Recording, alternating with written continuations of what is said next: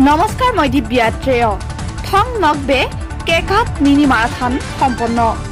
৪৮ সংখ্যক কাৰ্বি যুৱ মহোৎসৱ চলি থকাৰ মাজতে আজি প্ৰাতঃপুৱাতে তাৰালাংছত অনুষ্ঠিত হ'ল সংখ্যক থং নকবে কেকাত মিনি মাৰাথন দৌৰ প্ৰতিযোগিতা। কাৰ্বি কালচাৰেল ছ'চাইটি চমুকৈ কেচিএছৰ উদ্যোগত আৰু কাৰ্বি আংলং ক্ৰীড়া সন্থাৰ সহযোগত ল'ৰা ছোৱালীৰ উভয় শাখাত মিনি মাৰাথন দৌৰ প্ৰতিযোগিতা অনুষ্ঠিত হৈ যায়।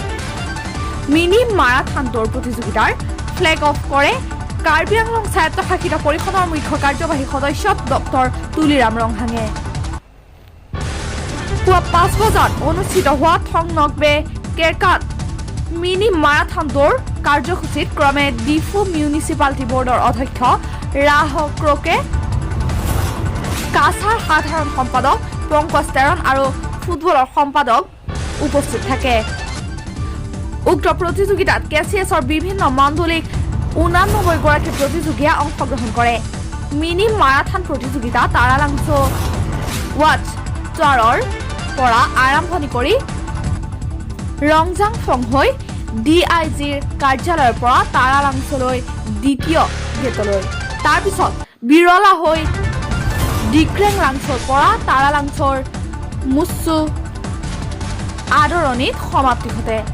উক্ত প্ৰতিযোগিতাত ল'ৰাৰ শাখাত ৩০ মিনিট ২৯ ছেকেণ্ডত প্ৰথম স্থান লাভ কৰে স্কেমলেং চুবাই।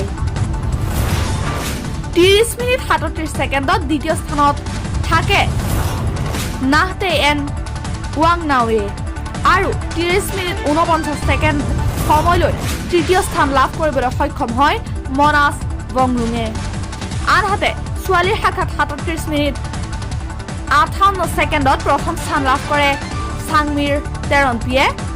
৩৮ মিনিট ৩১ ছেকেণ্ডত দ্বিতীয় স্থান লাভ কৰে মাৰ্টিনা মাৰাক আৰু ৩৯ মিনিট ৩৭ ছেকেণ্ড সময়লৈ তৃতীয় স্থান দখল কৰিবলৈ সক্ষম হয় মিলিম হুংলে নিউমিয়ে।